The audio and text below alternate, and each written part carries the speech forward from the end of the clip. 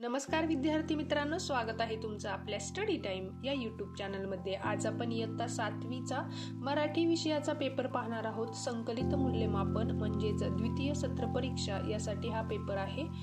तोंडी चाचणीसाठी आपल्याला प्रथमतः परिच्छेद दिलेला आहे, तो वाचून आपल्याला त्यावर आधारित 4 प्रश्न तयार करून सांगायचे आहेत। आणि प्रश्न 2 आहेत, खाली दिलेल्या शब्दांना तुझ्या परिसरातील भाषेत इतर कोणते शब्द वापरतात ते सांग। तर आपण आधी शब्द पाहूया। पांघरूणसाठी चादर, शेतसाठी वावर आणि खूपसाठी लई।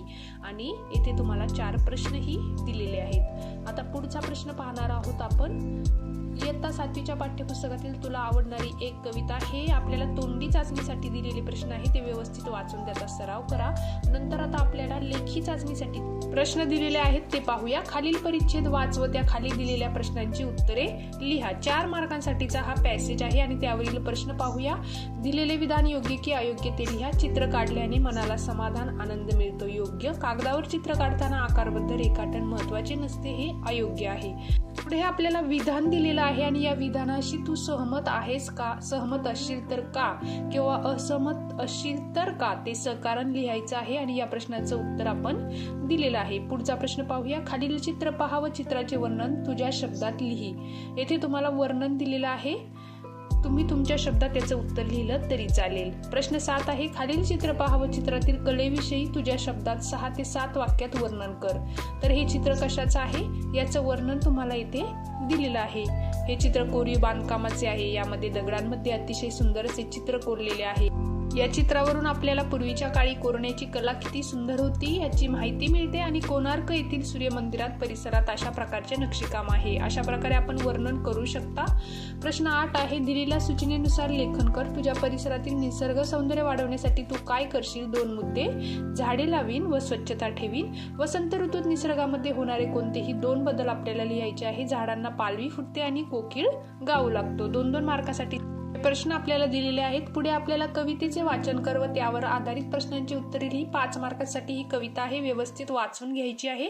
आपण आता त्यावरील प्रश्न उत्तरे पाहूया। कवितेमध्ये आलेल्या अंबर या शब्दासाठी समानार्थी शब्द आकाश, गगन, नभ। 1 मार्कासाठी इच्छा असेल तर मार्ग दिसेल या अर्थाची कवितेमध्ये आलेली काव्यपंक्ती, असे दांडगी इच्छा ज्याची मार्ग तयाला मिळती 70। आणि चा प्रश्न आहे, काळीज काढून देणे या वाक्प्रचाराचा अर्थ सांगून वाक्यात उपयोग करा। प्रिय वस्तू, गोष्ट दुसऱ्याला देणे। आपले आई वडील आपल्या मुलांसाठी काळीज काढून देतात। आता पाहूया या पुढील प्रश्न। त्याआधी एक लाईक नक्की करा आणि आपल्या स्टडी टाइम या यूट्यूब चॅनलला सबस्क्राईब करायला विसरू नका। कवितेतील नको गुलामी नक्षत्रांची या ओळीचा तुला समजलेला अर्थ लिही आणि याचा अर्थ आहे, जन्मपत्रिकेमधील जन्म नक्षत्रावर व्यक्तीचे भविष्य अवलंबून नसते।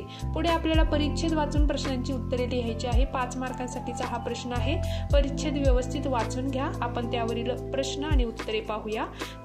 तुम्ही जर चॅनलवर नवीन असाल तर आपल्या स्टडी टाइम या यूट्यूब चॅनलला नक्की सबस्क्राईब करा, एक लाईक करा आणि तुम्हाला इतर कोणत्या विषयाच्या प्रश्नपत्रिका हव्या असतील तर कमेंट करून नक्की सांगा। ही प्रश्नपत्रिका आपल्या मित्रमैत्रिणींना नक्कीच शेअर करा, म्हणजे पेपर सोपा जाण्यास मदत होईल। अशाच स्वरूपाचा पेपर तुम्हाला याही परीक्षेला असेल, त्यामुळे सरावासाठी हा पेपर व्यवस्थित अभ्यासा। मध्ये पहिला प्रश्न आहे, योग्य शीर्षक ओळखायचं आहे आपल्याला आणि त्याचं उत्तर आहे व्यक्तिमत्व विकास। आणि दुसरा प्रश्न आहे, आपल्या व्यक्तिमत्वावर कोणकोणत्या गोष्टींचा परिणाम होतो ते लिहा आणि त्याचंही उत्तर येथे व्यवस्थित दिलेलं आहे। उत्तराचे वाचन केल्यानंतर माणसाने कसे जगावे असे तुला वाटते? तर दिलखुलास जगायचे असे मला वाटते। 1 मार्कांसाठीचा हा प्रश्न आहे। पुढे आपल्याला शब्द ऐक व अचूक लिही। आपल्याला काही शब्द सांगितले जातील, ते आपण अचूक लिहायचे आहेत।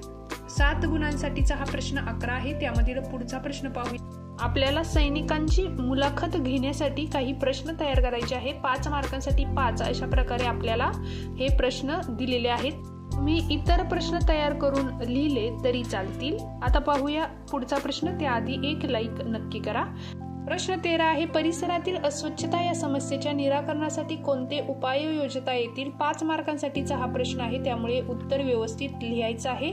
आपण कोणकोणते उपाय करू शकतो यासाठी तुम्हाला हे उत्तर दिलेलं आहे। तुम्ही तुमच्या मनाने यामध्ये काही उपाय लिहिले तरी चालतील। पुढे पाहूया व्याकरण आहे। अव्यय प्रकारानुसार वर्गीकरण करा।